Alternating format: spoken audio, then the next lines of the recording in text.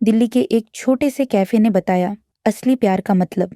हर शहर की सबसे खूबसूरत कहानियां उसकी सबसे खामोश गलियों में मिलती है।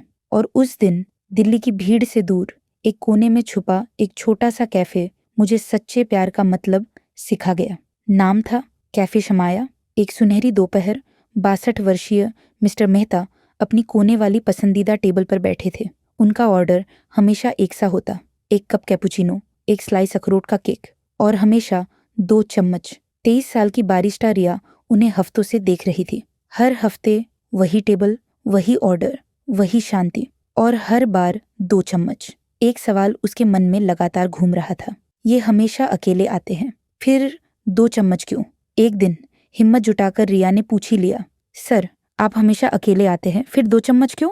मिस्टर मेहता ने धीरे से उसकी ओर देखा। वो कुछ पल चुप रहे। उनकी आंखों में एक पल के लिए पुरानी मीठी यादों की चमक उभर आई। उन्होंने एक लंबी सांस ली और बोले, मैं और मेरी पत्नी हर हफ्ते यहीं बैठते थे। उसे अखरोट का केक बहुत पसंद था।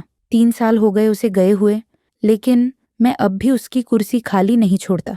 यहीं बैठकर हम दोनों की पुरानी यादें ताज़ा करता हूँ। रिया के पास कहने को कुछ नहीं था। उसने केक टेबल पर रखा और बस इतना कहा, अब आपकी कॉफ़ी कभी ठंडी नहीं होगी सर। उस दिन रिया के दिल में कुछ बदल गया।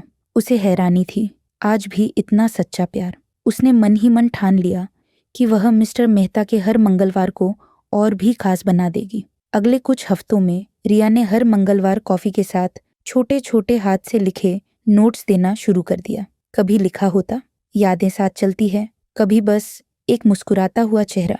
मेहता जी हर नोट को मुस्कुराकर पढ़ते और धीरे से अपनी जेब में रख लेते, जैसे कुछ टुकड़े सहेज रहे हों बीते वक्त के। फिर एक मंगलवार रिया ने उन्हें एक खास कार्ड दिया। उसमें एक स्केच था।